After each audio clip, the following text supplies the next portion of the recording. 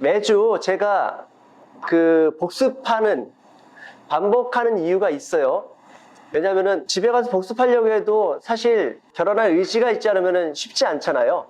그래서 이 시간에 들으면서 반복하면서 조금 이미지로라도 가지고 계시라고, 기억하시라고 그렇게 반복하고 있습니다. 자, 이제 여러분들이 한번 얘기해 보세요. 하나님의 언약, 어떤 언약들이 있다고 말씀드렸었죠? 하나님과 언약, 연애 언약. 네, 안 보고. 보지 않고, 네. 여러분, 커다란 언약적으로 보면은 성경이 수없이 많은 언약에 대해서 이야기를 해요. 그런데 이제 모판이라는 게 있잖아요. 뭐든지 모판이라는 게 있는데, 모판이 되는 이 언약들이 있는데, 그 대표적인 언약이 사실은 창세기 3장 15절이었었죠? 무슨 언약이었었어요? 네, 선악과 언약 나오면 안 되고요. 무슨 언약이었었죠? 여인 후손의 언약. 여인 후손의 언약이었었잖아요. 언약의 모판 같은 역할을 해요. 제가 볼 때는. 성경 전체를 봤을 때는 이게 언약의 모판 같은 역할을 하는데, 그러나 이제 이거는 원역사에 들어간다고 그랬잖아요. 원역사. 추적이 불가능한 역사. 전설처럼 들려지는 역사지 이게 우리가 고고학적인 차원에서 확인이 안 된다고요. 그래서 원역사에 있는 그 언약의 모판인 거고, 역사에 등장하는 언약의 모판은 뭐였었어요? 모판이라니까 조금 또 생경하죠. 가장 기본이 되고 가장 대표적인 언약이 뭐였었습니까? 언약하면 누가 나와야 돼요? 아브라함. 아브라함 언약이 언제 주어졌다고요? 창세기 12장 1절부터 3절까지였었잖아요. 기억나시죠? 성경의 그 언약이 내내 이 아브라함 언약을 근거로 해서 가고 있어요. 우리가 그 살펴봤었죠? 그러다가 이게 전환이 일어났던 게 누구 때 전환이 일어나요? 이 아브라함의 언약이 흘러가다가 본격적인 그 언약의 전환이 일어났었습니다. 누구였었죠? 그게? 다윗. 그 이전에는 다윗이 어느 지파라고요? 유다 지파죠? 그 전에는 이 아브라함의 언약이 누구에게로, 어느 지파에게로 그 계속 이어졌었죠? 요셉. 예, 요셉인데 역사적으로 흘러가기에는 에브라임이었었죠? 아주 훌륭한 학생입니다. 그 언약의 모판이면서 언약의 모판이 두 개가 있는데 아까 말씀드린 것처럼 원역사에 속하는 언약의 모판이고 이건 역사 속에서 언약의 모판 역할을 하는 게 아브라함 언약이에요. 그래서 믿음의 조상하면 누가 이야기되죠? 아브라함이잖아요.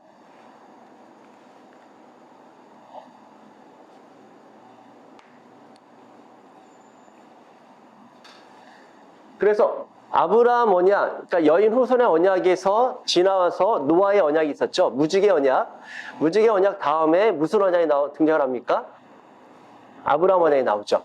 아브라함 언약 나온 다음에 아브라함 언약을 다시금 확증해주는 그 언약이 뭐였었어요? 좀 전에 얘기했던 횃불 언약. 횃불 언약만 있었어요?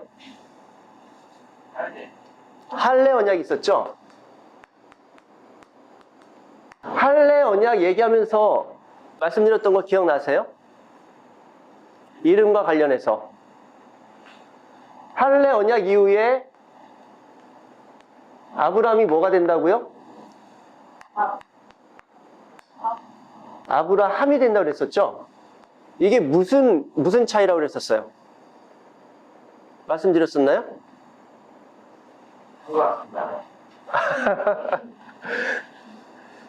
영어로는 아브라함인데 히브리어로는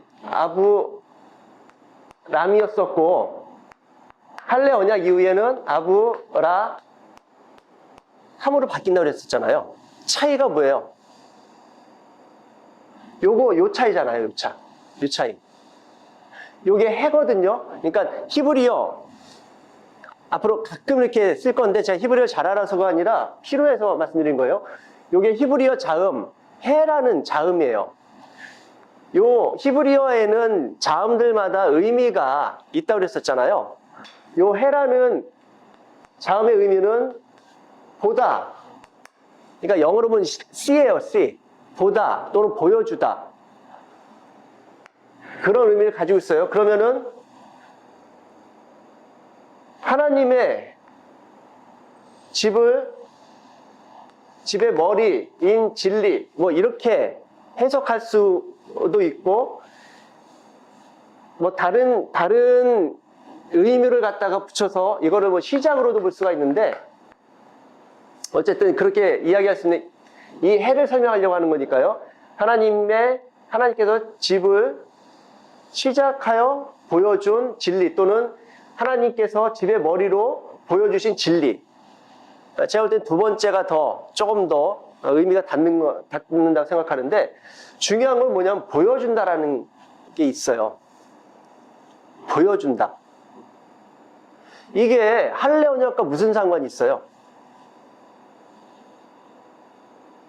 할례 언약이 뭐길래 그 언약 이후에 이름을 바꿔주시는데, 뭐 아브라함이 뭐 다른 이름으로 바뀐 게 아니라 아브람이 아브라함으로 바뀌어요. 해만 하나 들어간다고요. 근데 하나님께서 아브람이라는 사람을 부르셔서 당신의 구원의 역사에 초청하시는데, 믿음의 조상으로 초청하셔서 어떤 의식을 치르고 난 다음에 네 이름을 바꿔라, 이렇게 이름을 바꿔주시는데 거기에 의미가 없진 않을 거 아니에요. 뭔가 구원사적인 의미가 있을 거란 말이에요. 근데 바꿔주신 게 요거 해 하나 들어가는 거예요. 사라도 마찬가지입니다. 사라도 요 해자 하나가 더 들어가는 거예요. 원래는 사레였다가 사라로 바뀌잖아요. 근데 원어로 보면은 요 해자 하나가 더 들어가는 것 뿐이에요. 다른 게 바뀌는 게 아니라 보여주는 거예요. 여러분 할례를 받으셨어요? 육적 할례가 아니라고 그랬죠. 그 로마서에서 보면은 우리는 더 이상 육적 할례를 추구하는 자들이 아니라 무슨 할례를 추구하는 자들이에요? 영적인 할례를 이야기하잖아요. 그런데 이 할례는 뭐냐면, 지난주에 이걸 설명했었나요? 할례는 말하자면은 남자의 생식기의 표피를 제거하는 거잖아요. 그쵸? 난지 8일 만에 이걸 제거해라. 왜 그럴까요? 그리고 그 할례 언약하고 난 다음에 아브라함으로 바뀐다고 그랬잖아요. 여러분 오늘 우리는 누구로 살아요? 우리가 성도라고 하는데 성도는 어떤 사람들이에요?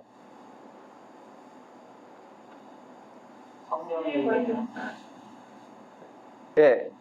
그러니까 영적으로 보면 성령을 받은 사람들, 또 육적으로는 세례를 받은 사람들, 이렇게 표현할 수 있는데, 중요한 거는 예수 그리스도와 연합되도록 초청받은 사람들이잖아요. 그리고 연합되라고 명령을 받은 자들이잖아요. 그러니까 우리가 예수님과 연합되면은 우리는 곧 누굽니까? 우리 예수죠. 하나님의 자녀인데 그 하나님의 자녀의 대표인 예수님과 연합되어 예수를 살라는 거예요. 옆에 분들 한번 보십시오. 그분이 예수예요. 지금 여러분이 보고 있는 그 사람이 예수라고요. 아니, 딴 얘기로 좀 흘러가는데 중요한 얘기니까. 여러분 예수님께서 사울에게 나타나시잖아요. 다메섹 도상에서. 사울에게 나타나셔서 뭐라고 하십니까? 사울이 주여 누구십니까? 라고 질문하니까 예수님이 뭐라고 하세요? 뭐라고 하시죠? 네가 핍박하는 예수다. 네, 네가 박해하는 예수다, 이렇게 이야기하세요. 그러니까 사울이 뭐 아이언실색 하는 걸 깜짝 놀라는 거죠. 내가 언제, 이게 신적 현현을 그 목도한 사울로서는 그분이 하나님이라고 하는 걸 알게 되는 거예요. 예수님이 나타나셨지만 그 예수님이 하나님이라는 거를 사울은 알았을 거란 말이에요. 이 영적인 세계가 열리면서 예수님을 이렇게 목도하는데, 아, 저분이 예수님이시구나, 이런 게 아니라, 아, 저분이 내가 그렇게 믿어왔던 그 하나님이시구나라는 걸 아는 거예요. 예수님도 또 하나님이시니까. 그래서 딱 나타나셨는데 사울이 누구십니까? 라고 질문하니까 예수님이 뭐라고 하신다고요? 네가 박해하는 예수다. 내가 추구하고 내가 신앙했던 그 하나님 같은데 그 하나님한테 누구시냐고 물어보니까 모세한테처럼 나는 스스로 있는 자다, 나는 나다 이렇게 얘기하신 것도 아니고 네가 박해하는 예수다 이렇게 이야기하시니까 사울은 정말 이렇게 죽음 같은 그런 절망감 같은 걸 느꼈을 거예요. 내가 박해하는 예수? 여기에 두 가지가 볼 수 있죠. 내가 박해한 적이 없는데 또 하나는 내가 받아들이질 않았지. 그렇게 인정할 수 있는데 박해는 안 했잖아요. 직접 박해한 게 없잖아요. 예수 믿는 사람을 박해했지. 또 하나는 아니 이 예수님이 하나님이시라고 이 충격과 혼란함이 있었을 거라고요. 근데 여기서 중요한 메시지는 여러분 예수님이 나를 믿는 자들을 네가 박해했다라고 하지 않으세요. 네가 나를 박해했다 또는 박해하고 있다 이렇게 말씀하시거든요. 굉장히 전 그 사실이 너무 은혜롭더라고요. 나를 박해하는 자를 이게 그 창세기 12장 1절로 3절에 나오는 아브라함의 언약이 담겨 있잖아요. 언약을 우리가 살펴봤는데 그 언약이 세 번째가 뭐였었어요? 약속이 세 번째. 너를 축복하는 자를 내가 축복하고 너를 저주하는 자를 내가 저주할 것이다. 이게 무슨 말씀인 거예요? 너와 나는 하나다. 너를 대하는 대로 나를 대하는 것으로 내가 기억하고 나도 그에게 그렇게 대접할 거야 라고 말씀하시죠.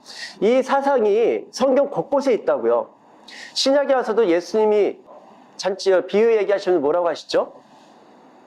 염소와 양의 비유를 하시면서 양들에게 주님께서 뭐라고 하십니까? 네가 나를 선대했다. 내가 줄이고 배고플 때, 내가 힘들 때 네가 나를 선대했다 라고 하니까 양이 뭐라고 해요?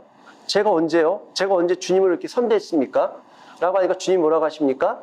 가난한 자들, 연약한 자들에게 한 것이 나에게 행한 것이다 라고 말씀하세요. 그러니까 동일시하는 것, 우리에게 연합되는 자리로 초청하셨을 뿐만 아니라 그분이 먼저 우리에게 내려오셔서 동일시해 주셨다고요. 그 사상이 곳곳에 있습니다. 그래서 우리는 오늘 누구로 살아가는 존재들이냐면은 예수로 살아가는 존재들이고 하나님으로 살아가는 존재들이에요. 그러니까 이단 교주들처럼 내가 보혜사다, 내가 성령이다, 내가 뭐 하나님이다 그렇게 이야기하는 거하고 다르게 여러분 그거는 이단 교주는 자기만 보혜사고 나머지는 다 나를 섬겨라, 섬겨야 될 대상으로서의 정체성을 주잖아요. 근데 성경은 그게 아니라 모든 자들, 부르심 받은 자들, 택함 받은 자들, 하나님의 사랑으로 선택받고 그 자리로 초청받은 자들은 다 네가 나다 이렇게 말씀하신다. 이게 언제 우리 인간에게는 언제 일어났던 그 사건이죠?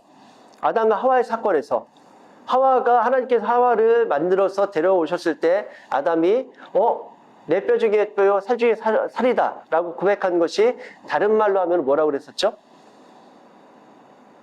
나네 내 뼈 중에 뼈요 내 살 중에 살이라는 건 나라는 거잖아요. 나로 봤다고요.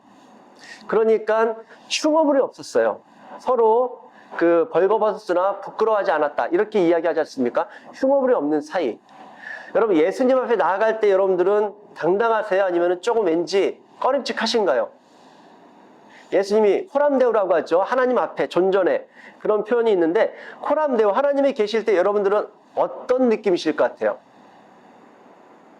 당당하시겠어요? 아니면 조금 왠지 주님이 딱 나타나신다 그러면은 어떤 기분이실 것 같으세요? 막 기대가 되세요? 그분이 나타나신다는 것이? 아니면은 약간 좀 생얼로 누군가를 만나는 것 같은 그런 느낌일 수 있잖아요. 근데 생얼로 만나도 전혀 불편하지 않은 관계가 있죠. 그게 내가 거울로 나를 볼 때 불편하지 않고 또 나와 같다라고 생각하는 안정감이 있는 사람을 만났을 때 부부관계가 주로 그렇겠지만 그럴 때에 우리가 거리낌이 없죠. 근데 하나님이 그 자리를 부르셨다고요, 우리를. 그리고 그분이 먼저 그 자리에 내려오셨다는 겁니다. 함이라는 거는 보여주는 자들이에요. 아브라함일 때는 아직 하나님을 보여줄 수 있는 자격이 없어요. 그런 관계가 안 돼 있어요. 근데 할례 언약을 하면서 할례 언약에 생식기 얘기했었잖아요. 여러분 생식기는 뭐예요? 남자의 생식기 하면은 여러 가지를 생각할 수 있지만은 가장 대표적인 기능이 뭘까요? 네, 생식이니까 생명을 내보내는 역할로서의 기능이 1차 기능이고 가장 대표적인 기능이라고요. 그런데 표피는 뭡니까? 할례하기 전에 표피는 뭐죠? 그걸 가리고 있잖아요. 맞죠? 네, 생물학적인 얘기를 하자면 가리고 있잖아요. 근데 그걸 잘라냄으로써 비로소 뭐가 등장하는 거예요? 생명을 내보내는 어떠한 그 부분이 드러나는 거잖아요. 생물학적으로 보자면. 여러분, 하나님이 안 보인다고요. 여러분, 생명의 근원은 누구세요? 하나님이시죠. 그 생명은 어디로부터 나와요? 네, 하나님으로부터 나오는 거죠. 우리의 육의 생명은 남자의 그 생식기로부터 나오지만 생명의 본체, 원래 본질적인 생명은 누구에게서 나오냐면은 하나님께로부터 나오는 거라고요. 그런 관점으로 볼 때에 이 표피는 뭐예요? 하나님을 가리우고 있는 거라고요. 그걸 잘라냄으로써 이제 생명의 주인 되신 하나님. 생각해 보십시오. 이스라엘 사람들이 그 할례를 행하고 난 다음에 화장실 갈 때마다 뭘 봐요? 생식기를 볼 거 아니에요. 남자들은 다 그렇잖아요. 생식기를 볼 거 아니에요. 생식기를 보면서 이스라엘 사람들은, 우리들은 그렇지 않지만 이스라엘 사람들은 그 할례를 보면서, 할례의 그 표정을 보면서 뭘 기억해요? 하나님을 기억하는 거죠. 왜? 이 할례는 누구 때문에 행한 것이기 때문에요?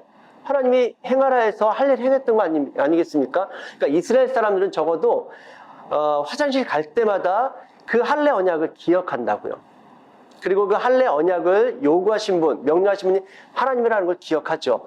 그리고 그들의 머릿속에, 그들의 전 존재 속에 담겨있는 것 중에 하나가 생명의 근원은 하나님이시다. 이게 있을 거 아니에요. 그걸 볼 때마다 하나님, 생명의 근원 되신 하나님을 기억했을 거라고. 그걸 기억한 사람들이 비로소 뭐를 나타낼 수 있냐면은 그 생명의 근원 되신 하나님께서 그 생명의 근원 되신 분이라는 것을 나타낼 수가 있는 거예요.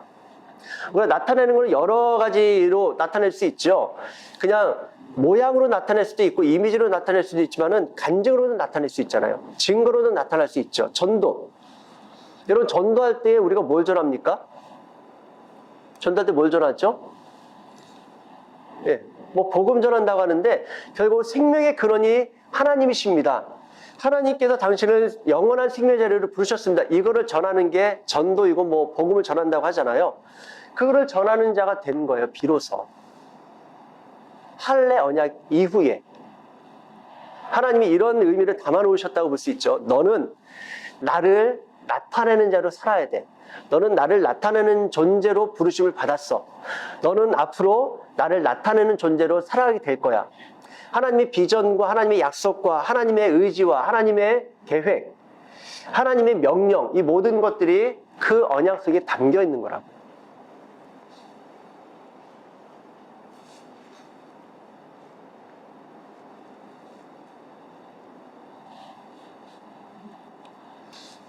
아브라함 언약을 이제 모판으로 해서 언약이 진행되다가 그 언약이 요셉까지 왔죠. 그 다음에 모세에게로 이어지잖아요. 네, 모세 언약이 담겨있는 의미를 지난 시간에 배웠습니다. 모세 언약 이후에 다윗 언약이 등장을 하는데 이제 오늘 여기부터 시작할 거예요. 다윗 언약은 무슨 언약이었었어요? 다윗 언약. 안 보고 하면은 100점인데. 여러분 이건 기억하셔야죠. 지금 몇 번째 반복인데 기억하세요. 좀 머리에 넣어두세요. 왕권 언약이라고요. 근데 왜 하나님께서 다윗에게 왕권 언약을 주셨냐고요? 하나님이 왜 다윗에게 왕권 언약을 주셨죠? 이 왕권 언약 때문에 이스라엘 사람들은 다윗 하면은 떠오르는 게 누구냐면은 메시아란 말이에요. 왜 그들이 그렇게도 시오니즘이 뭔지는 아시죠? 시오니즘이 뭐예요? 시온의 영광을 다시 회복하자. 그 시온의 영광이 어느 때의 그 영광인데요? 다윗이 왕위에 있을 때, 물론 솔로몬 때 가장 평화로웠었지만은 다윗 때를 이 사람들은 기억하는 거예요. 그 당시에 다윗 때 가장 강성 있기도 했지만, 다윗이라는 왕이, 솔로몬 왕은 지혜로서 또는 이 부강한 모습으로서 그 주변 국가들한테 소문이 났던 사람이지만, 그러나 유다, 이스라엘을 온전한 국가로서, 가장 강성한 국가로서 구축했던 사람은 다윗으로 생각한다고. 그래서 다윗 때의 영광을 다시 회복하자. 그 의미가 담겨 있는 게 시온의 영광이란 말이에요. 시오니즘. 지금도 정통 유대인들은 그 시오니즘을 기다리고 있는 거예요. 시오니즘을 가지고 시온의 때, 시온의 영광을 대망하고 있다고요. 누구를 통해서 이것이 이루어질 것이다? 메시아를 통해서. 그 메시아는 어디로부터 나온다고요? 다윗의 후손으로 나온다고. 이 사상이 있기 때문에, 그래서 지난 시간에 말씀드렸잖아요. 마태복음을 왜 족보로부터 시작했는지를 말씀드렸잖아요. 왜 그렇다고요? 수신자가 유대인들이기 때문에. 예, 맞아요. 수신자가 유대인들이기 때문에. 유대인들은 뭘 기다리는 사람들이라고요? 시온의 영광, 시온의 때를 기다리는 사람들이잖아요. 그래서 메시아를 대망하고 있다고요. 그래서 마태는 족보를 쭉 다시 정리를 하면서, 족보를 쭉 소개하면서, 너희들이 다윗의 후손으로 오는 메시아를 기다리지 않니? 그 메시아로 오신 분이 예수님이야. 이거를 앞에 선포를 하고서는 시작되는 게 마태복음이라고요. 메시아를 기다리는데 이 왕권 언약 때문에 그래요. 너희의 후손을 통해서 이 왕위가 끊임없이 지속될 것이다. 영원토록 이 통치권이 다른 데로 넘어가지 않고 내 후손에게 계속 이어질 것이다. 근데 사실 역사적으로는 단절됐잖아요. 그쵸? 단절이 됐는데 이스라엘 사람들은 그것이 역사적인 것만이 아니라 영적으로 메시아가 오시면은 결국 그분을 통해서 이 영원한 왕권, 영원한 통치가 이루어질 것이다. 이렇게 생각하는 사람들이 이제 유대인들인 것이죠. 그래서 다윗 때에 하나님께서 요셉 지파에게로 흘러가던 아브라함의 언약이 이 다윗에게로, 유다 지파인 다윗에게로 넘어가게 되는 것입니다. 성경책들을 가지고 계신가요? 사무엘하 7장을 한번 좀 찾아보시겠어요? 사무엘하 7장 12절부터 한번 보십시오.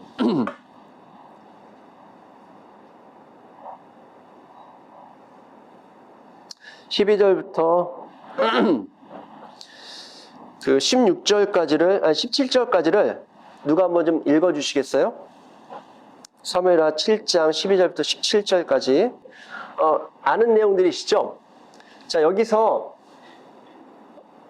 13절에 보면은 그는 내 이름을 위하여 집을 건축할 것이요 나는 그의 나라 왕위를 영원히 견고하게 하리라. 여기서 누가 집을 건축한대요? 이 집은 어떤 집을 얘기하는 거예요? 이 집은 어떤 집을 얘기하는 거죠? 성전. 네, 성전.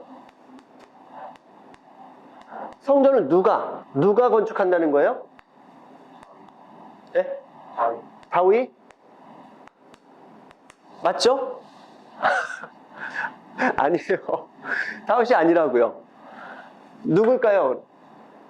성전을 누가 건축한다는 거예요? 성전을 누가 결국 건축하게 되죠? 솔로몬이잖아요. 여러분 여기 보면은 그는 내 이름을 위하여 집을 건축할 것이요 그가 솔로몬이에요. 다윗이 아니라고요. 근데 이 이야기가 왜 진행되게 됐어요? 1절 2절을 다른 분이 한번 좀 읽어주실래요? 네, 뭐라고 합니까? 지금 등장인물이 누구예요? 다윗이죠. 다윗이 어떤 상태에 있는 거예요, 지금?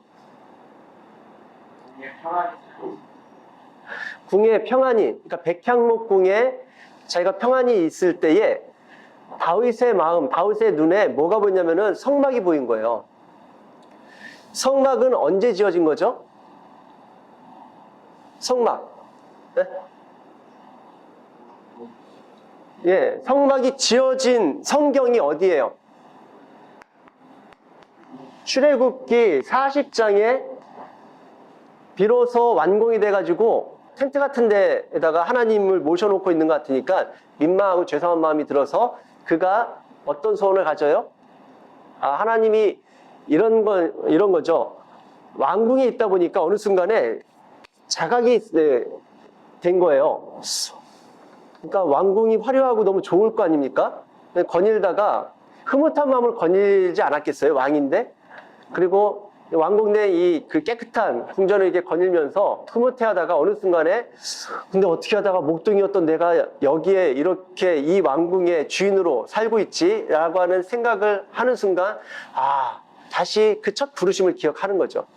목동이었던 아버지한테도 인정받지 못했던 목동이었던 자기를 부르셔서 기름을 부으시고 중간에 이러다가 무슨 왕은커녕 이러다 사울이 던진 창에 찔려 죽겠다 싶은 위기의 상황이 있었지만 그 가운데서도 나를 결국 이 자리에 세우신 하나님을 기억하면서 그래 이 왕궁은 내가 건축한 것이 아니라 그 하나님이 나를 위해 건축해 주셨지. 이 고백이 일어나면서 하나님께 감사한 마음이 일어나다 보니까 근데 하나님은 왕궁이 아닌 저 장막집에서 지금 거하시는 거잖아. 이 생각이 든 거잖아요.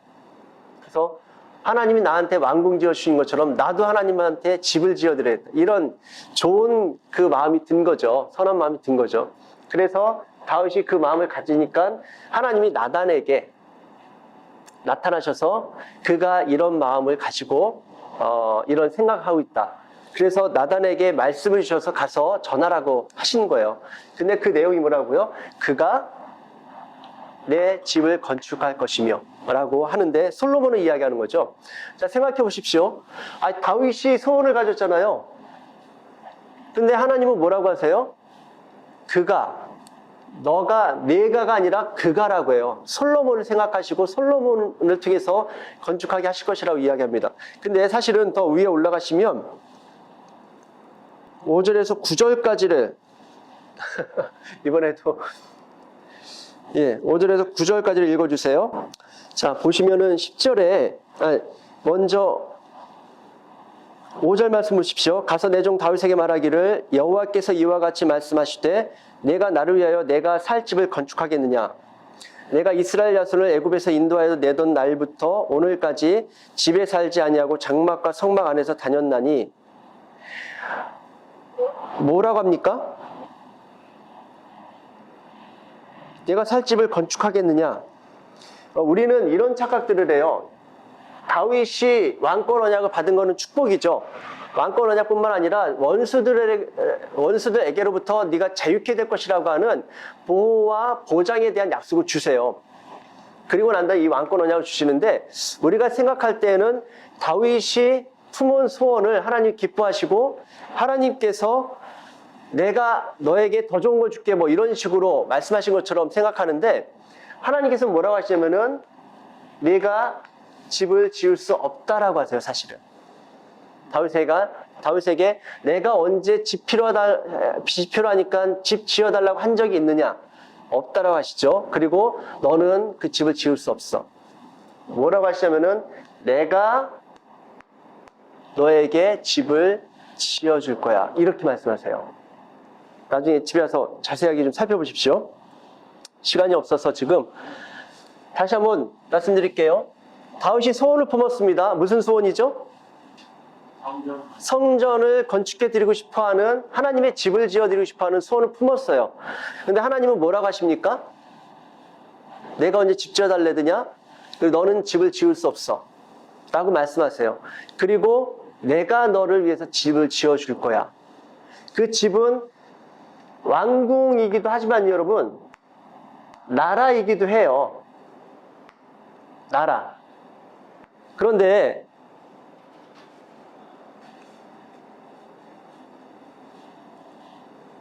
다음 주에 제가 한 번 더 정리해 드릴 텐데, 오늘 그냥, 자, 성전을 보시면은, 처음 성전이 뭐예요? 처음 성전. 네? 성막이죠. 성막은 언제 지어졌어요?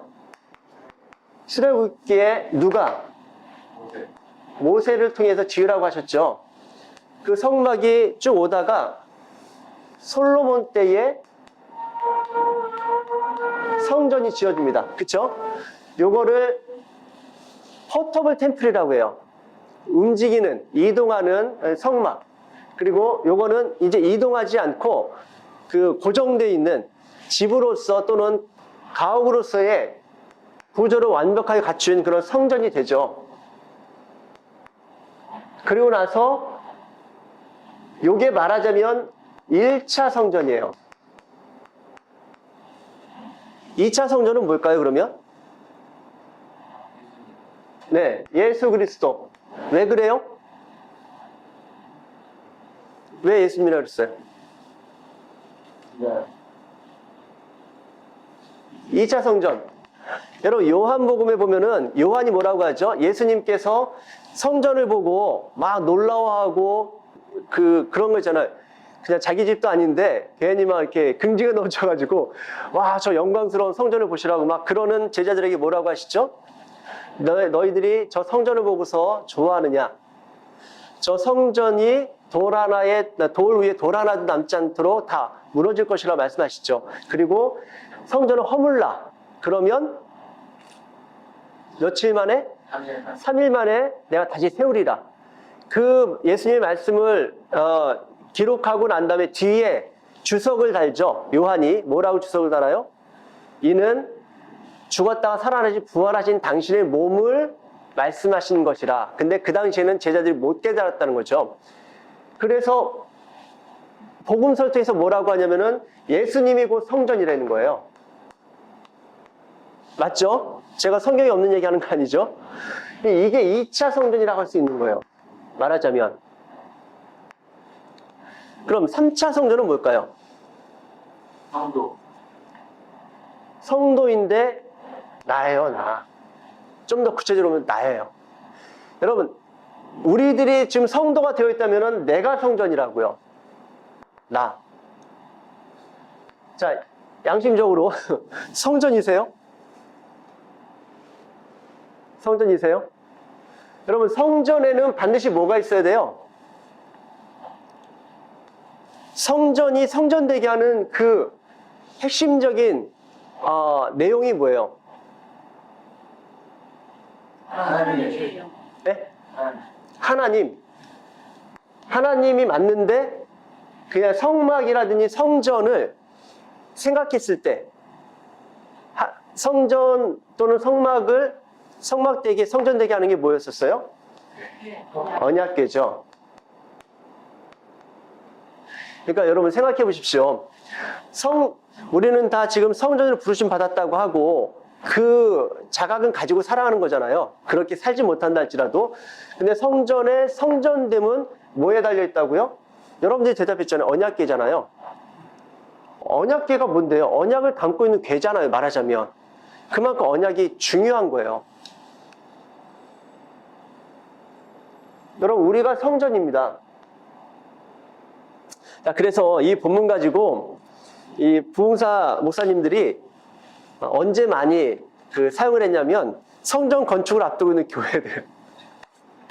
그래서 여러분 생각해 보시라고 다윗이 그런 마음, 하나님께 집 지어드리고 싶어하는 마음을 하나님이 귀하게 받으셔서 이 왕권 언약을 주신 거 아니냐고. 모든 원수들을 물리치고 너희 그 나라를 내가 지키고 보호하고 돌봐서 안전하게 할 것이며, 그리고 내 후손의 후손을 통해서 계속 이 왕권을 유지하게 할 것이다. 그리고 결국 그것이 예수님께 연결되었다 하면서 막 독려하고 격려하고 하죠. 근데 우리가 본 것처럼 집을 다윗이 짓지 않았다고요. 그걸 허락하지 않으셨다고 하나님께서. 네가 내 집을 못 지어. 그 이유도 말씀하시죠. 네가 피를 많이 흘렸기 때문에 내 집을 못 짓는단다. 그러나 내가 내 후손을 통해서, 내 자녀를 통해서 그 집을 건축하게 할 거야. 근데 그 이전에 하나님 뭐라고 하시면은 근데 내가 너에게 집을 지어주는 거야. 여러분 성경이 언약에 대한 이야기인데 그 언약의 핵심적인 메타포 중에 하나가 뭐였었다고요? 성전이라고 그랬었죠. 성전이라는 메타포가 있어요.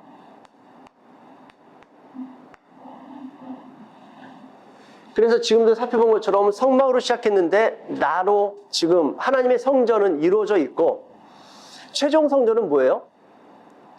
하나님의 최종 성전? 최종 성전은 요한계시록에서 나오죠. 실체 성전. 그러니까 여러분도 나도 하물며 예수님도 성전의 실체는 아니었다고요.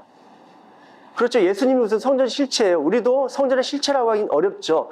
의미론적으로 영적으로 하나님이 내주하시는 차원에서 성전이라고 하나님이 인정해 주시고 그렇게 불러주시고 말씀해 주신 거지 우리가 실체는 아니잖아요. 근데 성전의 실체가 있을까요? 없을까요? 있겠죠. 어디에? 말씀드린 것처럼 영적 세계에 영계 또는 묵시의 세계에 그 실체가 있을 거라고요. 그 실체가 내려온다고 하지 않습니까? 어디에서요? 요한계시록에서. 마지막 때에 그 실체가 내려온다고요. 새 예루살렘이 내려오고 그리고 또 하나님의 새 예루살렘이 뭔데요? 성전을 담고 있는 도성이 예루살렘 성이잖아요. 성경에서 예루살렘 또는 그 산, 그러니까 정관사 더가 붙어 있는 더 산, 그 산 그러면은 예루살렘 산을 이야기하는 거예요. 그 도성 그러면은 예루살렘 성을 이야기하는 것이고요. 그러니까 그 성전이 임하잖아요.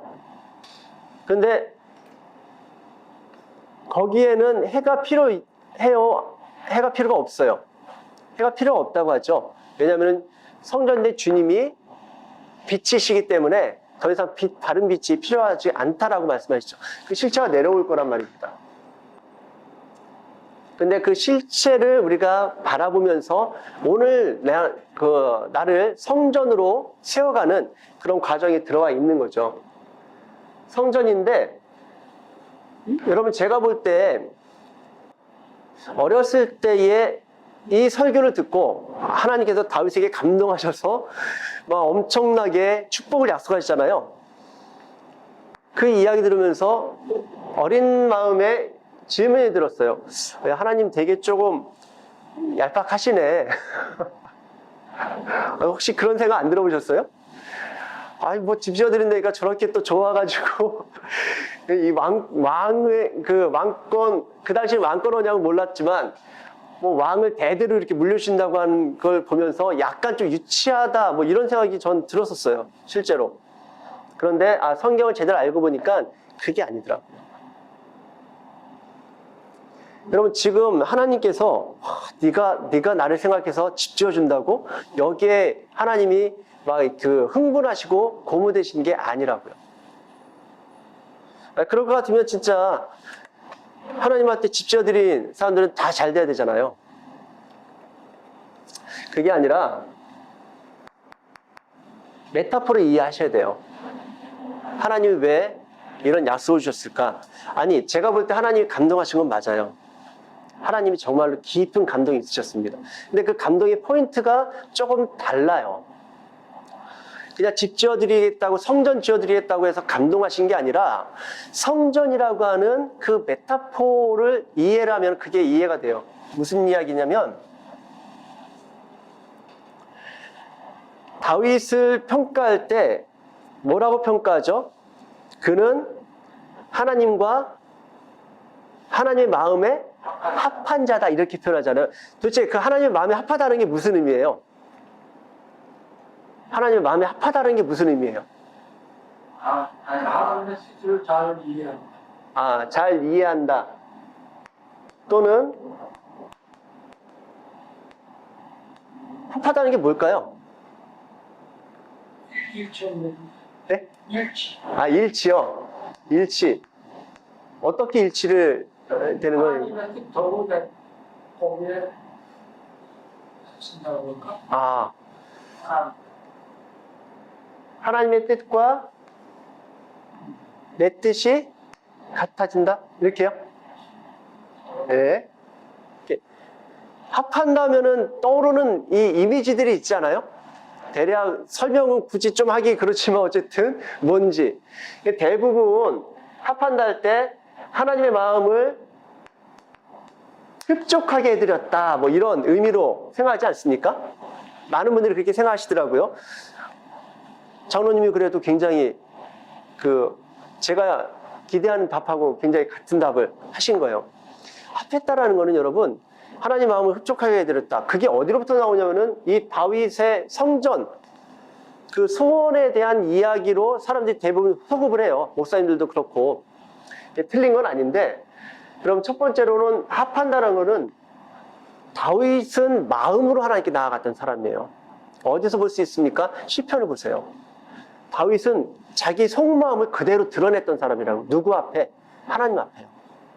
오죽하면 원수들을 이빨을 부러뜨려 달라고 막 이런 기도도 하잖아요.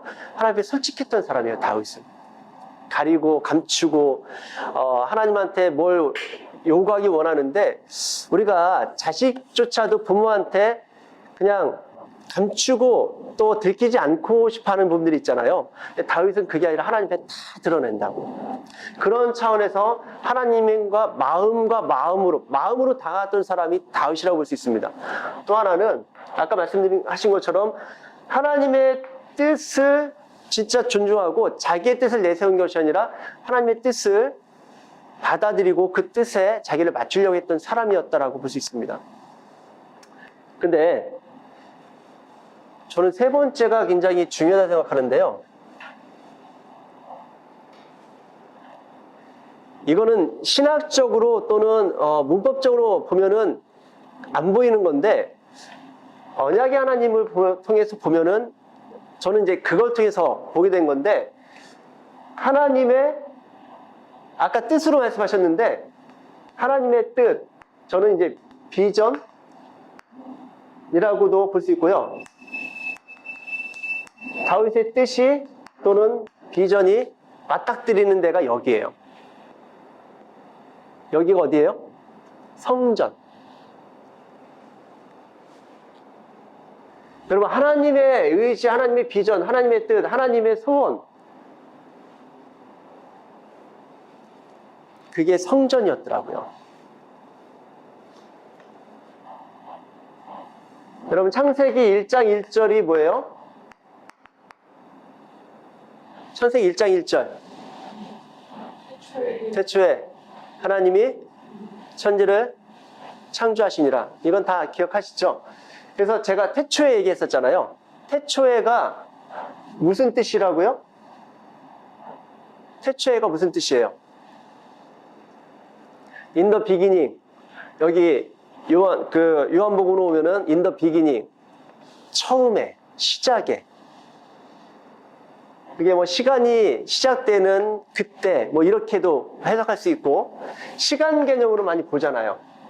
그쵸? 근데, 원어로 보면 좀 달라요.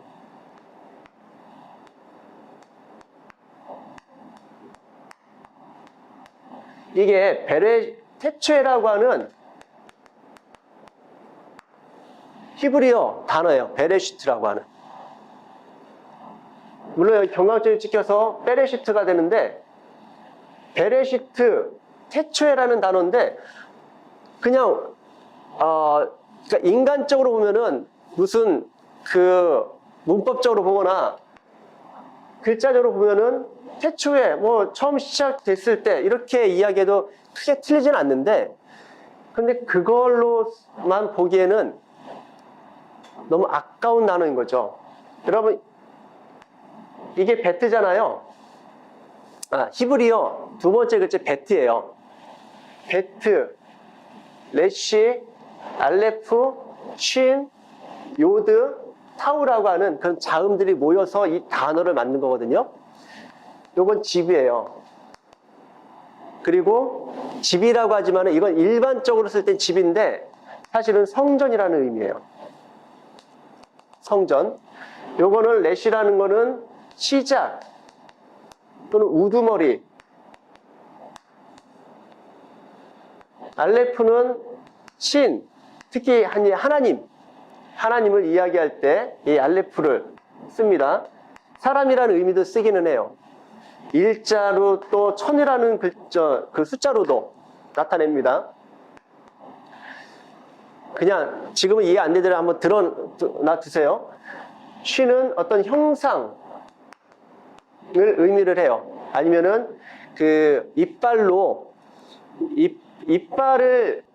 모양을 글자로 만든 게 이 글자거든요. 분해하다, 부시다, 뭐 이런 의미도 담고 있고요. 요드는 손이에요. 특히 하나님의 전능의 손, 이런 거 이야기할 때 이 요드. 타우는 성취 또는 완성. 그쵸, 너무 날라가네.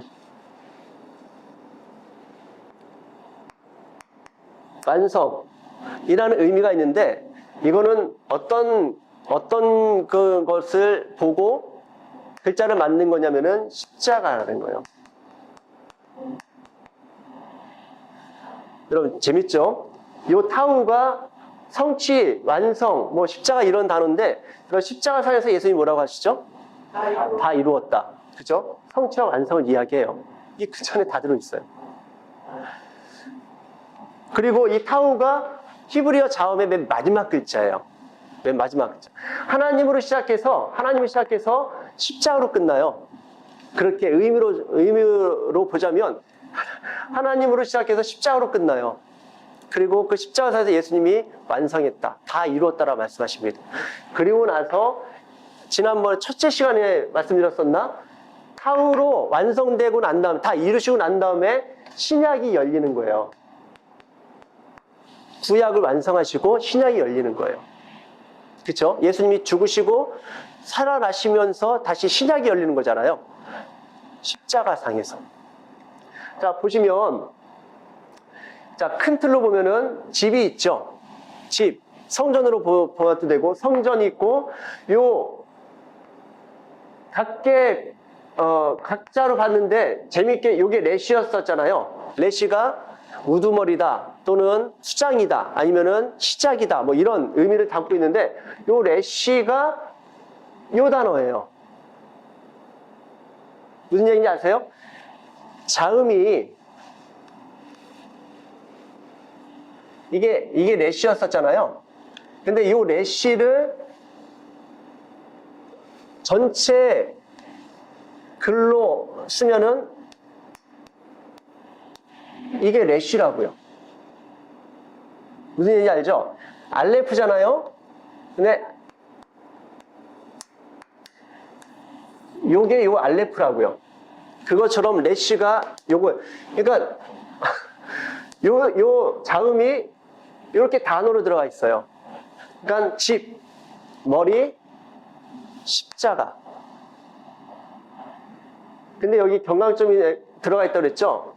여기에 알레프가 들어갔다고도 볼 수 있고, 베트가 여기 들어가 있다고도 볼 수 있거든요. 둘 다 저는 똑같다고 생각하는데, 여러분 집 안에 집이 들어가 있어요. 여러분 성전, 아까 얘기했죠? 우리가 성전이 1차 성전은 물질적인 성전이고 건물의 성전이고, 2차가 뭐였었어요? 예수님이었었잖아요. 예수님이 들어오시는, 우리가 집이라면, 우리가 성전이라면 예수님이 들어오시잖아요. 들어오셔서 시작하시죠. 그리고 그 손으로 완성하시는 것. 베레시트를 이렇게도 볼 수 있는 겁니다. 태초에 시작될 때 말이야, 그 우주가 처음에 생길 때 말이야, 시간적 개념으로 볼 수 있는데, 그게 아니라 이렇게 보니까 언약이더라고요. 자, 보세요. 얘야 집의 머리로, 또는 집을 시작해서 내 손으로 완성하여 넘겨줄 거야. 내 손으로 완성할 거야. 하나님의 의지가 담겨 있더라고요. 약속이 담겨 있더라고요. 하나님의 비전이에요. 여러분, 우리 각자를 향해서 하나님께서 꿈꾸시는 게 있겠죠. 기대하시고 소원하시고 꿈꾸시는 게 내가 나를 보면서 기대하거나 내가 나를 보면서 비전할 수 없었던 그 모습 하나님은 먼저 바라보고 계시고 비전하고 계시고 꿈꾸시면서 내가 너를 그렇게 만들어낼 거야. 내가 너를 온전한 성도로 그렇게 만들어낼 거야. 여러분 그 과정에 우리가 들어와 있다는 거 아십니까? 성도로 부르심 받은 자라면 이 과정에 들어온 자들이에요. 그래서 이 언약의 하나님이 중요한 게 뭐냐면 여러분 내가 실패하는 걸로 실패하는 게 아니라니까요. 하나님이 실패하시지 않으면 내가 실패할 수가 없는 거예요. 근데 우리는 건방지게 죄송합니다. 저도 그렇고 건방지게 내가 지금 실패한 것 같으니까 실패라고 생각해요. 아니라고요. 하나님이 아직까지 일하고 계시면은 아직 실패가 아니라고요. 그분이 실패했다라고 하시기 전까지는 실패할 수가 없는 건데 하나님은 이루신다고요. 반드시 이루신다고요. 실패하실 수가 없는 분이라고요. 왜? 전능하신 분이시니까. 근데 누가 도대체 저 사람 보면서 저 사람 실패야, 저 사람 보면서 저 사람 안 된다라고 판단한다는 자체가 하나님은 모르는 거죠. 이 언약이 하나님 모르는 거예요. 솔로몬 성전 지을 때 그게 오늘날 가치로 따지면 얼마 정도 될까요? 그게 얼마 정도 될까요? 제가 예전에 한번 다 계산해 봤거든요. 정확하게 기억이 안 나는데 최소 30조예요. 최소 300조로 기억됐던 것 같은데 혹시 모르니까 좀 줄여서 여러분 최소 30조예요. 3천억에 몇 배입니까? 그러면 100배가 넘죠? 100배 정도 되는 거죠? 사랑의 교회 100배 들여서 지은 건물이 솔로몬 성전이라고요. 근데 예수님이 뭐라고 하세요? 저거 다 무너질 거야. 그런데 그걸 무너뜨리고 지은 성전이 뭐예요? 오늘 여러분들과 저라고요. 우리들 각자라고요. 여러분 최소 30조 이상 되는 존재들이세요. 네? 최소 30조 이상 된다고요. 예수님이 이걸 허무시면서 하나님이 이거 허무시면서 조금도 고민하거나 아니면은 조금도 망설이지 않고 그냥 허물어 버리셨다고요. 왜? 당신의 성전이 있으니까요. 당신의 성전은 우리들을 성전을 삼으실 계획과 꿈과 소원이 있었기 때문에 이거는 뭐예요? 우리들을 성전을 세워가는 하나의 도구밖에 안 됐었던 거예요. 예수님이 그렇게 말씀하십니다. 야, 진짜 성전은 너야. 물론 그 실체가 요한계시록에서처럼 내려올 때가 있겠지만 그러나 지금은 우리 각자 주님이 선택하신 성전이라고. 여러분 그 긍지를 가지고 살자고요. 우리가 그 뭐죠? 근자감? 근자감이라는데 근거 없는 자신감이 아니라 근거 있는 자신감으로 살자고요. 내가 성전이다. 질병이 나를 괴롭힌다 할지라도 또는 상대적인 외모 가지고 누군가 나를 인정해주지 않는다 할지라도 그 상관이 없죠. 육적으로는 반응할 수밖에 없겠지만은 그러나 영적인 사실이 중요한 게 성경에서 이야기하는 그 절대 번복할 수 없는 그 언약이 중요한 게 여러분 하나님께서는 나를 성전으로 삼으시기로 언약하셨다니까요. 그냥 계획하신 것 정도에 언약하셨다. 내가 반드시 네 안에 들어가서 머리가 되어서 이룰 거야. 또는 내가 시작했던 걸 반드시 이루고 말 거야. 성취할 거야. 완성할 거야. 걱정하지 마. 두려워하지도 마. 조급해하지도 마. 내가 이룰 거니까. 다만 이거는 있습니다. 우리가 그 언약의 하나님을 막 알다 보면은 물론 과정으로 가면 괜찮은데 사람들이 약간 벙 떠요. 그럼 내가 할 게 없네. 하나님 다 하실 건데 내가 뭐 할 게 뭐 있어. 이렇게 생각할 수 있는데 잠깐의 과정으로는 필요할 수도 있어요. 너무 매여있던 사람들, 너무 율법주의적인 신앙생활을 했던 사람들은 그럴 필요도 있습니다. 이렇게 내가 널브러져 있어도 하나님이 나를 사랑하시는구나라는 걸 확인받고 경험해야 될 필요가 있기 때문에 그런 게 필요해요. 근데 모두가 그런 걸 필요한 건 아니에요. 그리고 이걸 꼭 거쳐야 되는 것만은 아니에요. 나중에 의복을 우리가 볼 때에 보겠지만은 여러분 하나님께서 아담과 하와가 입었던 무화과 나뭇잎으로 만들었던 옷 있잖아요. 여러분 그거를 그냥 입고 나가라고 했어요? 아니면은 다른 옷을 입혀주셨나요? 가죽 옷을 입혀주셨잖아요. 근데 무화과 나뭇잎으로 만든 옷을 벗기시고 입히셨어요? 그런 내용이 없습니까? 그런 내용 없어요. 제가 볼 때는 그냥 입히셨어요, 위에. 왜냐면은 그들이 만들어 놓은 것이고 그거를 저는 존중한다고 생각합니다. 근데 그거는 진짜 수치만 가릴 사실은 수치를 가릴 것도 못 되는데 수치를 가리겠다라고 인간들이 만들어 놓은 이 옷이지만 하나님은 겉옷을 입혀주세요. 여러분 이 메타포를 이해하지 못하면 예수님이 뭐라고 그 산상수훈에서 속옷 달라 너한테 속옷을 달라고 하면은 뭐도 주라고 해요? 겉옷도 주라고 이야기하시죠? 그 내용이 뭔지 잘 몰라요.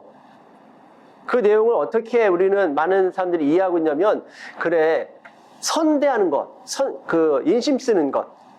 저 사람이 오리가자고 하는 사람 심리가다, 이것도 전부 다, 5만 원만 꺼주세요. 이러는 사람한테 10만 원 꺼주라. 이런 개념으로 받아들이고 있거든요. 그런 얘기 하실 거면 우리 주님이 내려오셔서 굳이 산상순이라고 사람 모아놓고 얘기하셨겠어요? 그렇지 않다고요. 여러분, 지금 내가 가지고 있는 거 다 내려놓을 필요 없어요. 근데 거기에다가 여러분 더 씌우셔야 돼요. 언약의 하나님에 대한 그 지식을 더 씌우셔야 돼요. 이 진리를, 이 내용을 가지고 있지 않으면 우리는 성전이라고 할 수 없어요. 다들 그냥 설교 들을 때 여러분 성전이십니다. 이 얘기를 안 들어보신 분은 없을 거 아니에요. 성전이라고 이야기를 해요. 근데 내가 성전된 그 증거를 뭘로 갖고 있냐고요. 하나님이 내 안에 계신 것으로 우리는 성전이니, 그래서 성막이라고도 하지만 장막이라고도 해요. 여러분 성막과 장막, 이것을 꼭 구분해서 쓰는 건 아닌데, 굳이 구분하자면 성막과 장막의 차이는 뭐예요? 언약궤라고 그랬잖아요, 아까 여러분들이. 그쵸? 언약궤가 없으면 장막이에요. 그냥 텐트예요. 언약궤가 있으면 텐트도 성막이 되는 거죠. 성전이 되고 하나님의 처소가 되는 것이죠. 그럼 언약궤인데, 여러분 언약궤가 내 안에 있을 때 난 성전이고, 그렇지 않으면은 장막인 거잖아요. 그냥 육익인 거잖아요. 그 언약궤가 내 안에 있는지 없는지 어떻게 아냐고요. 하나님이 내 안에 있는지 없는지를 여러분 뭘로 증명하실 거예요? 뭘로 증명받으실 거고. 우리는 이 씨름에 대해서 생각들을 거의 안 해요. 제가 여러 번 질문 드렸잖아요. 믿음이 다들 있으시죠? 그쵸? 믿음을 좀 보여주세요. 믿음 있으시면 믿음 보여주세요. 그럼 여러분들은 보여준다고 했을 때 뭐가 등장을 해요? 어떤 게 먼저 생각나죠? 행함으로 가지 않습니까? 뭐 보여줘야 되니까 행함으로 생각하잖아요. 거룩을 다들 원하시죠? 거룩하시기 원하시고 거룩하셔야 된다고 생각하시죠? 이 거룩이 도대체 뭔데요?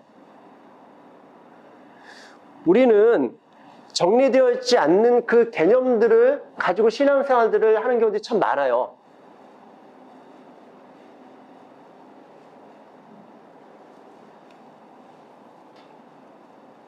이런 믿음은 우리가 보여줄 수 있어야 되는 거예요. 야고보서도 그래서 믿음이 있으면 행함이 따른다고 하는데, 그 행함을 우리가 생각하는 그 윤리 도덕적인 아니면은 신앙인다운 어떤 그 행태, 이런 걸로만 생각하는 경우들이 많은데 그렇지 않다고.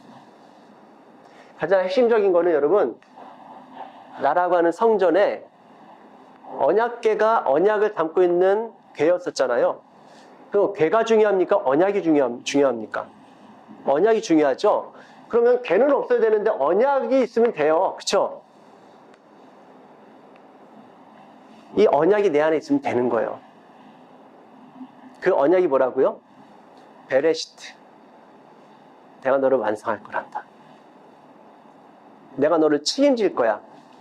너의 구원에 대해서 내가 시작했고 내가 이끌고 내가 끝까지 완성할 거야. 여러분 이 신뢰와 이 확신이 있냐고요. 머릿속의 확신이 아니라 여러분 폐부 속에 이 신뢰 확신이 채워져야 되는 거예요. 뭘로? 말씀밖에 더 있습니까 여러분?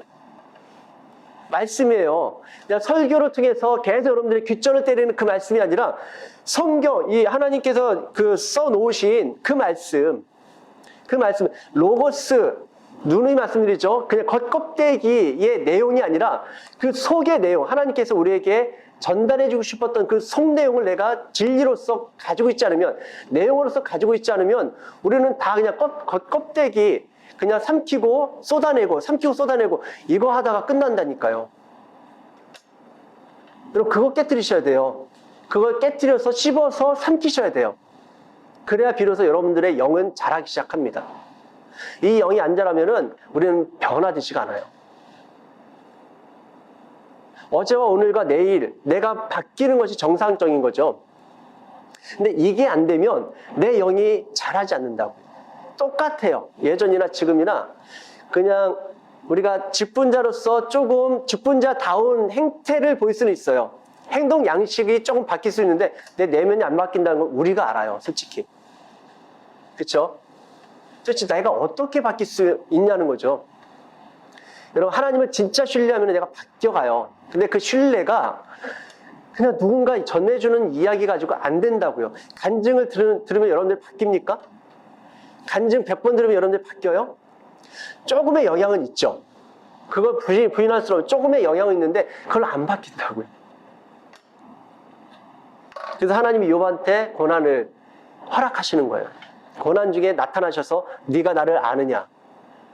제가 말씀드렸었죠. 하나님의 질문은 딱 하나였었어요. 너 나를 아니? 그 당시 당대 의인이었던 그 욥한테 하나님이 네가 나를 아니라고 질문하는 거 되게 아이러니한 거죠. 근데 질문하는데 욥이 대답을 못해요. 그리고 욥이 이렇게 이야기하죠. 내가 지금까지 하나님을 알지도 못하고 하나님을 입술로 내가 감히 이렇다 저렇다 말했다라는 거예요. 내가 범죄했다라는 거예요. 소크라테스가 뭐라고 합니까? 죄가 뭐라고 해요? 소크라테스는? 무지가 죄라고 그러죠? 그게 맞아요. 무지가 죄예요. 여러분 횡단보도 건너가면 이거 죄다라고 하는 게 진짜 내 안에 실존적으로 그 지식을 가지고 있으면 안 건너가죠. 근데 건너가도 된다라는 생각을 가지고 있으니까 건너가잖아요. 그렇지 않나요? 그게 무지예요. 진짜 아는 거는 나를 바꿀 수밖에 없는 거예요. 근데 진짜 알지 못하니까 내가 안 바뀌는 거고 진짜 알지 못하기 때문에 나는 무지한 거예요. 하나님을 진짜 알면은 우리가 하나님을 신뢰할 수 있는데 하나님을 진짜 알지 못하는 거예요. 그분을 신뢰하지 못하는 건 그분을 진짜 모르는 거예요. 그건 지금 내가 무지 상태라는 거예요. 근데 그 지식을 어디에서 얻습니까 우리가? 말씀밖에 없어요. 근데 말씀을 안 가르치고 안 배운다고요. 문제는. 말씀밖에 없다고 하면서 말씀을 안 가르치고 안 배워요. 죄송한데 안 가르치는 교회도 문제인데 교회가 가르쳐 준다고 해도 안 배우는 성도들도 문제인 거예요. 사실은 그런 말씀을 공부하는 것, 말씀 통독하는 거는 우리가 조금 요즘 하도 프로그램들이 많으니까 조금 접근하는데 여러분 말씀을 제대로 배우시기 위해서 사실은 좀 결단하셔야 돼요.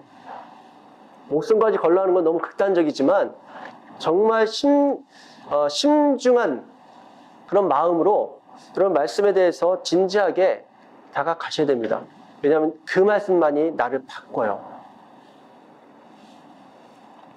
기억하십시오. 태초에 하나님이 천지를 창조하시니라. 태초에부터 창세기 1장 1절 첫 단어부터 여러분들과 저를 향한 하나님의 계획과 소원과 의지와 비전이 언약이 담겨 있다고요. 그리고 요한계시록까지 내내 하나님은 내가 이룰 거야, 내가 이룰 거야. 내가 책임질 거야. 내가 완성할 거야. 성취할 거야. 반드시 내가 너를 성도로 세워갈 거란다. 그 하나님을 기대하시죠. 그리고 신뢰하십시오. 그리고 신뢰하기 위해서, 더 온전히 신뢰하기 위해서 그 말씀의 세계로 들어가세요. 꼭 저하고 공부 안 한다 할지라도 말씀의 세계로 들어가세요. 근데 여러분들에게 한 가지는 드리고 싶은 거예요. 뭐냐면 그냥 똑같은 이야기, 뭐 산상수훈을 보나 아니면은 야고보서를 보나 고린도 전후서를 보나 어떤 성경을 보더라도 그냥 여러분들 어떻게 살아야 되는지 아십니까? 여러분들 이제 어떻게 사셔야 되겠어요? 은혜 받으셨죠? 은혜 받은 자답게 살아야 되지 않겠습니까? 어떻게 사실 거예요? 이렇게 살아야 된다고 성경이 이야기합니다. 그렇게 계속 전달되는 거에 대해서는 좀 이제는 이건 아닌 것 같아라고 크레임을 걸라고요. 성경 그 얘기하는 게 아니에요. 그 내용 필요하죠. 필요한데 그 내용은 누구에게 필요하냐면 진리가 없는 자들, 진리를 받았으나 그 진리가 진리인 줄도 모르고 그 진리에 내가 어떻게 반응해야 될지 모르고 성도로 부르심받았는데 아직 성도가 되지 않은 자들, 아니면 성도에 잠깐 들어왔다가 또 진리를 잃어버린 채 하나님을 놓친 채 그냥 세속의 사람들하고 비슷하게 살아가는 사람들한테 필요한 내용들이고요. 진리가 여러분들을 장악하고 진리가 여러분들을 통치하기 시작하면은, 이건 극단적인 표현입니다. 사도행전부터 사복음서 이후에 나와 있는 그 성경들은 사실은 없어도 되는 내용들이라고요. 내가 진리로, 내가 예수로 살고 있는데 그 내용들이 뭐가 필요해요? 그렇게 살지 못하니까 얘들아, 이러한 모습들이 네 삶에 나타나야 되는데 이 모습이 나타나지 않는 거 보니까 네 안에 뭐가 없다? 진리가 없다는 거예요. 너는 지금 누구로 산다? 예수로 사는 게 아니라 너로 살고 있는 거야. 육적으로 살고 있는 거야. 넌 크리스찬으로 살고 있는 거 말하자면 그 얘기를 하는 거예요, 내내. 너를 점검하라고. 여러분, 점검 체크리스트로 주는 것이지 이게 법령으로 주는 게 아니라고요, 말하자면. 근데 이걸 전부 다 법령으로 가르치고 있으니까 신앙생활이 너무 고단한 거예요. 이거 지키다가 끝나는 거예요. 그게 아니라고요. 엄마 아빠한테 어떻게 해야 될지 의무 조항이 쭉 있으면은 엄마 아빠 딸 노릇하기 얼마나 어렵습니까? 아들 노릇하기 얼마나 어려워요. 그게 아니라 엄마는 어떤 마음인지 아니? 네가 잘 됐으면 좋겠어. 그래서 네가 공부 열심히 했으면 좋겠어. 그 마음으로 받아들이면은 엄마는 나를 정말로 나를 사랑하는구나, 이렇게 받아들일 수 있는 거를, 이거는 어디로 갔는지 모르고 너 공부 열심히 해야 돼. 그래서 학원 다녀야 돼. 뭐 국영수 이렇게 이 법령으로만 받아들이면 이 관계가 좋아질 수가 없다고요. 그래서 오늘날 자칫 적지 않은 설교자들이, 적지 않은 목사님들이 말라기서에서 이야기하는 것처럼 그때에 엘리야 같은 선지자가 내려오면 어떤 사역을 한다고 해요? 아버지의 마음을 자녀에게, 자녀의 마음을 아버지에게로 연결시켜주고 가깝게 하는 역할을 한다고 하는데, 그 사역을 해서 예수님이 오신 거잖아요. 그래서 예수님이 죽음을 통해서 우리를 화목하게, 화평케 만들었다고 예배에서 이야기하죠. 근데 지금 계속 또 나누고 있다고요. 너 아버지한테 가려면은 이런 것들을 갖춰야 돼. 하나님이 이런 것들을 요구하셔. 그러니까 이걸 갖춰서 아버지께로 나가야 되니까 얼마나 어려워요. 그게 아니라 아버지께 나아가면 아버지가 이런 삶을 살도록 도와주신다고요. 이게 약간 어렴풋이는 알고 있는데 이게 성경을 통해서 계속 확인이 되지 않으니까 그냥 막연한 하나의 개념으로 가지고 끝난다고요. 하나님은 끊임없이 이걸 이야기하세요. 마지막 한 가지만 더 말씀드리고 마칠게요. 여러분, 그 사도행전 1장 8절 다들 암송하시죠? 1장 8절이 뭐예요? 사도행전 1장 8절. 이 정도는 암송하겠어요, 이제는. 들으시면 다 아시는 거. 오직 성령이 너에게 임하시면 너희가 권능을 받고 예루살렘과 온 유대와 사마리아 땅끝까지 이르러 내 증인이 되리라. 여러분, 이거는 하나님의 명령이에요? 약속이에요? 네? 약속이죠? 근데 약속으로들 가지고 계세요? 아니요, 많은 분들이 이걸 약속을 안 가지고 계세요.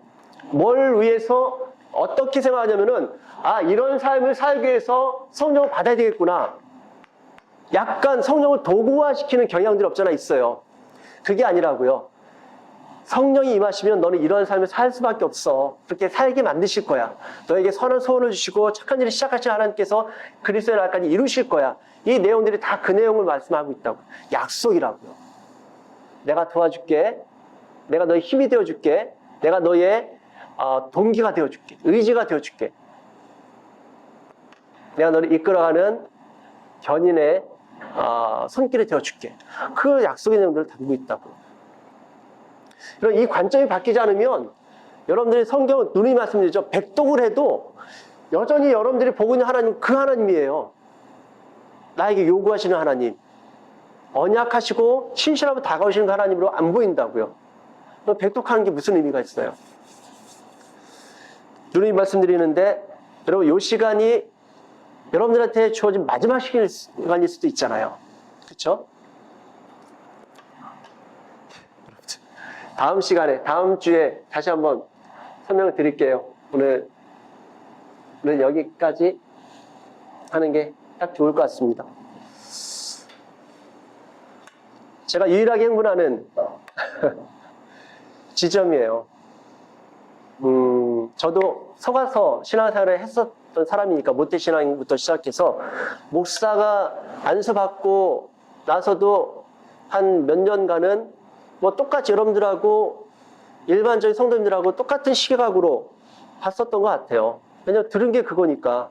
저도 내내 들은 게 그거니까요. 근데 하나님을 알아가면 알아갈수록 제가 너무 속았다는 이 느낌이 드는 거예요. 그거에 대한 이 분통함도 있지만 그것과 비교할 수 없는 희열이 있습니다. 아, 이 하나님이 내 하나님이었었어 라고 하는 그런 희열이 있습니다. 물론 그 부분을 이미 알고 깨닫고 그분과 동행하신 분들도 있겠지만 제가 볼 때는 그렇지 못한 분들이 훨씬 많더라고요. 복음이 없어요. 제가 그래서 어떤 생각까지 했냐면은 지금은 마지막 추수의 시기이기 때문에 넌 크리스찬들, 저 밖에 있는 사람들을 전도하는 걸 여전히 해야 되겠지만 또 한편에 그 전도 대상자들이 있는데 그게 교회에 다니는 교인들이에요. 복음이 없어요. 복음 설명해보라고 하면은 설명하는 사람들이 거의 없어요. 진짜로. 많이 훈련받은 사람들이 그나마 예수 그리스도 이제 주워 드는 게 있으니까 얘기하시는데 그 예수 그리스도 안에 담겨있는 그 풍성한 내용이 뭔지를 모르고 그냥 답으로 외우고 있는 분들이 많다고요. 그걸 알면은 복음이 내 것이 되고 내 안에 피같이 돌고 있으면은 응용력이 생긴다고요. 어떤 힘든 상황에 있어서도 그 상황에 하나님을 바라볼 수 있고 하나님을 의지할 수 있고 하나님의 뜻을 구하며 다윗이 그랬던 것처럼 마음으로 하나님께 다가가고 하나님의 뜻에 기쁨으로 승복할 수 있는 그런 능력들이 우리 안에 내재되어 있는 것들을 경험하시게 될 것입니다.